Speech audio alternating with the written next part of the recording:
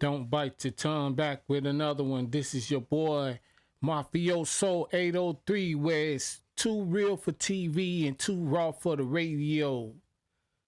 Shout out to all my subscribers. If you haven't subscribed yet, make sure you subscribe to the channel so you'll be hit with the exclusive update videos when I drop them. We growing. Shout out to all my new subscribers. Yo, did y'all catch the Young Thug interview on the big with Big Banks from Atlanta? Yo, that was an alright interview. I want to say my reaction to the interview. I think it was a good interview. I think they left a lot of stuff out, which was important because Young Thug is on probation, and we don't need Thug going back in jail. Everybody's saying Rat Atlanta, because all of them cooperated, snitch allegedly or whatever. You know what I'm saying? I don't really care. I'm not in the streets no more. I ain't living by no code. And the reason why I say that, because it's all twisted and turned around. It's like people moving the goalposts. It's like you don't hang with that rat, but you hang with another rat just because the rat ain't rat you out. It's selective when it comes to this snitching and ratting and who to hang with, and it's all messed up. You know what I'm saying? I'm not with the snitching. I don't, I'm just saying in the streets, and, I don't care about no codes and all that. I'm a civilian, I know a lot of people that's caught up in the streets and caught up with the allegations and all that. But back to the Young Thug. Thug, he was saying everybody told on him. I think he said it was a couple, like 2 people that didn't tell, but the main ones that's in the limelight, like Gunna, Lil Woody,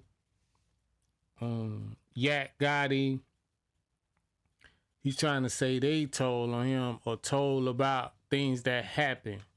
Basically, he broke down too about Gunna. He was like, only thing Gunna had to say, or the only thing Gunna said wrong, was that YSL was a gang. He said if he wouldn't have said that, they wouldn't have had no case. So he said that's all really what he was fighting, that YSL wasn't no gang. He said they caught him. They found drugs and guns and stuff in his house. So if anything, that's what he pled to. He didn't plead to nothing else. He's like Lil Woody got him got all of them into all that because he stole a Nut chain.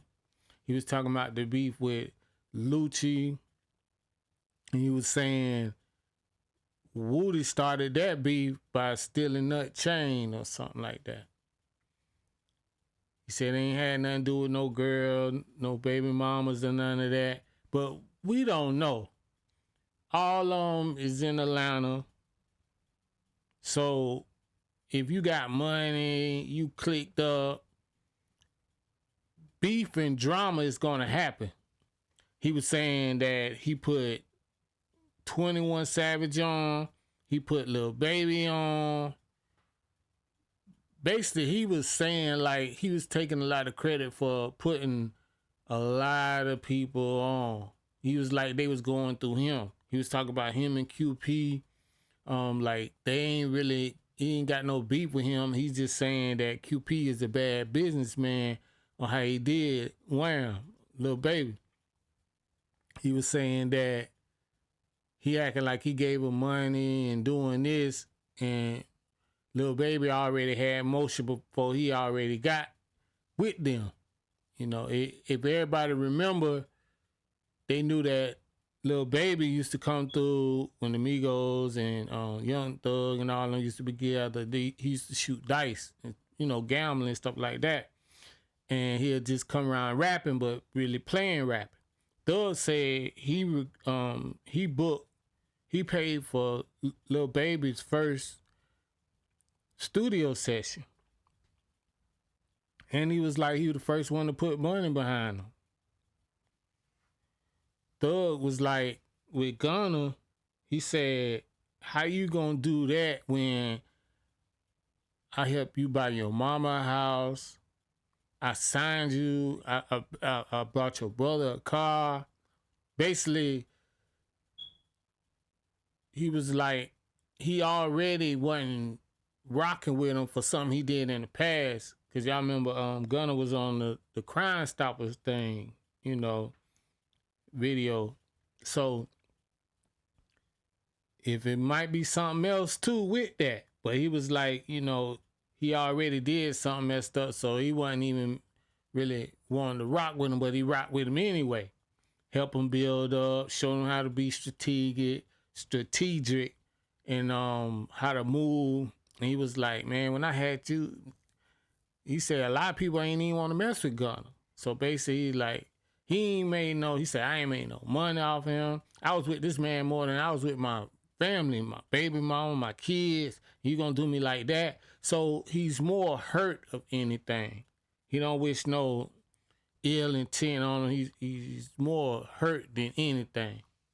So I just look at it like they're going through what a lot of groups go through. Will they come up from this? They probably will. Atlanta is small like any other place, it ain't. And I know Atlanta have unity. Now him and Rollo, they going back and forth with each other. And Rollo's saying Thug snitch and Thug a rat, and Thug saying Rollo was in their paperwork or he was gonna take the stand on them. So Rollo calling Thug a snitch and Thug calling Rollo a snitch, maybe they was one of the two powerful ones besides him and Gunna. So you know how that is, male ego and stuff like that. He didn't really explain the video leak calls. He was just like, I'm going, I'm locked up. I'm stressing. I ain't really mean nothing by that. He was talking about Future and his kids. He was talking about Drake. And it's crazy because he was like, Drake sent him a substantial money while he was locked up. So it was, I don't know, when you locked up and you talking to your girl, your pillow talking, you talking about everything. But I know he wouldn't be talking like that if he knew them calls was gonna get leaked. You know what I'm saying? But I think he was kind of out of line about the Andre 3000, saying Andre 3000 ain't put nobody on and stuff like that. We all remember Andre 3000 from the Source Awards in 1994 when he said, it's like this though, the South got something to say. So I'm from that era where if you was from the South, nobody ain't want to hear you. I traveled to New York. I traveled North Carolina. I traveled, different states to states repping. I'm from South Carolina, so I traveled putting that word out and repping and, doing my thing in this industry. And they sleep on the South. So look at Andre 3000 now. He set the tone and he paved the way for people like Thug, Gucci, T.I., Jeezy. The organized noise movement was one of the greatest movement in ATL history, So he put the Goody Mob on. We opened up. I had a pleasure opening up for Goody Mob. So I wouldn't get into that, but that's what I think about that. I think it was a good interview. I know Big Bank asked some things that need to be answered, but Big Bank's and his son, Young Thug and Big Bank's son, kind of cool. So, you know, they from Atlanta. He wasn't gonna make them just scrutinize himself or whatever. So it was a good interview. Let me know what y'all think down below in the comments.